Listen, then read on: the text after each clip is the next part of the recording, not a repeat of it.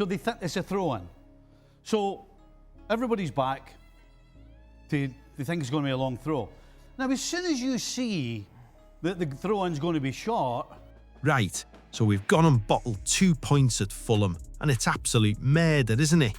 Today we're looking at who's to blame for that league collapse and breaking down what Stevie Nicol and the lads had to say about it. But before, if you're Liverpool through and through and don't want to miss a thing about what's happening at Anfield, make sure you smash that subscribe button now.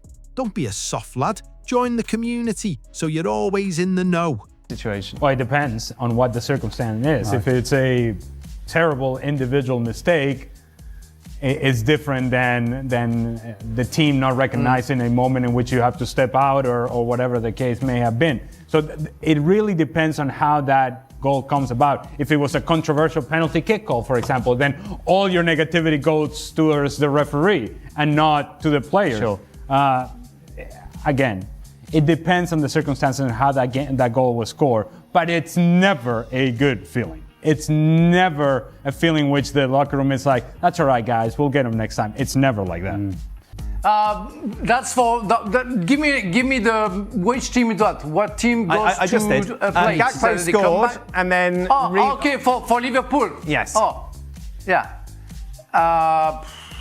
We know that when you score a goal, you have the tendency to, slow down or maybe calm down, I don't know what it is, and lose a little bit the concentration that you should have. But who is most responsible? The players. I would say the players, because the coach cannot do anything, the captain cannot do anything. It's more the players on the field all together who didn't do the job. So I would say the players. Now look, Stevie Nicol isn't holding back one bit. He's absolutely fuming about the lack of communication and that schoolboy positioning in the box. He's got some choice words for the senior lads who should have known better. Listen to Stevie absolutely losing it over how we handled that last minute. Your thoughts on the winning goal? Yeah, but what's he talking Game about? time. Game time goal. We'll talk about that in a moment, but let's just talk about the equaliser. Well, if you look at the equaliser, so they think it's a throw-in. So everybody's back. They think it's going to be a long throw. Now, as soon as you see that the throw-in's going to be short, somebody has to be in charge, whether it's either of the centre-backs, your captain probably should be, or your goalkeeper, to push everybody out. Instead, they all stand on the 6-yard box, including the goalie. There are 9 Liverpool players standing on the 6-yard box. Harrison Reed was going to do that. That's not the point. The point is, what you try and do is you try and cut... When you're playing the game, you try to cut down percentages. That's what you're doing. You're doing things... If you can win the ball, 100%, there you go. But then you're starting to go, right, But isn't that a 1 in a million shot when you're talking about percentages? Harrison Reed said he'd never do that again. Yeah, and that's all great, and he deserves praise, and well done, Fulham. But from a Liverpool point of view... Can you just do your well done, Fulham again, please? Yeah. From a Liverpool point of view, the basics of defending, when the ball comes backwards, then you move out. Everybody just stood. I mean, it's schoolboy defending is what it is. But, again, I'm not taking away from the strike. It sounds like you are. If there's somebody closer to him and he has to be hurried, and he's not able to get himself in a perfect spot, size up the situation, I've got plenty of time here. That's not how it should be. Somebody should have been sprinting out to him to put him off. But they weren't. And that's why they lost 2 points. They got exactly what they deserved to do. Right, nothing to do with luck. Nothing to do with luck at all. So, they're unlucky that they end up having to play Szoboszlai and Curtis in the wide areas attacking. Now, that's bad luck, that you've got that amount of injuries, that you have to do that. But at the same time, when you step on the field, you can't run around saying, well, we're unlucky today, we don't have so. Now you've got to play. And they didn't play. I mean, Fulham just went like that, right? I tell you what, you can have it, whether you played in 1910 or 2010 or now. Or 100. There are certain things that are the same then as they are today. And that one is, the object of the game is to go that way towards the opposition goal.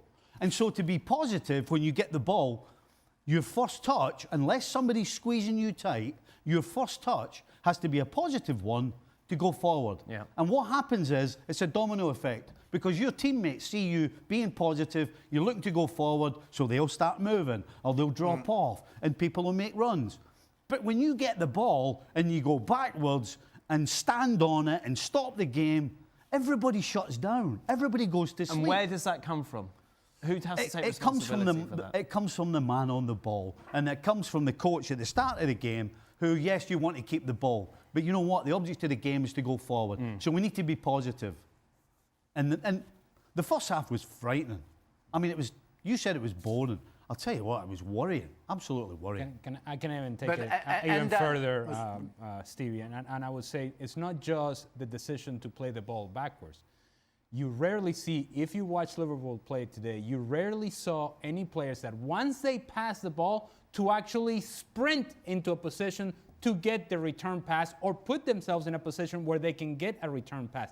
So many times, and it doesn't matter who it was, whether it was McAllister, whether it was Florian Wirtz, they pass the ball sideways or back and then slow jog. There was never a purpose of, I'm passing this ball so that then I can get in that space and get it again, or at the very least, drag a defender with me so that a passing lane is open. It's all A to B to C, slow in the movement of the ball and slow in the movement of the player. Frank? Yeah, Arne Slot was talking about the luck. You know, if he's talking about bad luck or good luck, he has to talk about the first game that they had at the beginning of the season, where they were winning every time the last minute because of luck. So you have to force the luck to come and to be on your side. That's what it is. And it goes with what Ali and Stevie just said. You have to go forward in order to maybe show that moment where the luck has to go your side. And it's what happened last season with Liverpool, and never happened to this season or right now, because they don't force it, because they don't go forward, because they don't try it. They are in one gear, same gear, and they don't go forward, they go sideways. It's why maybe they don't have that luck that he's talking about. But look, I want to hear from you lot. Is Stevie right to put the blame on Van Dijk and the senior lads? Or do you agree with Frank that the old team just switched off? Drop your thoughts in the comments below. Let's get into it. If you enjoyed the breakdown, give us a like and make sure you're subscribed so you don't miss the next one. We'll be back for the next match, hopefully with 3 points in the bag. Ta-ra for now, and you will never walk alone.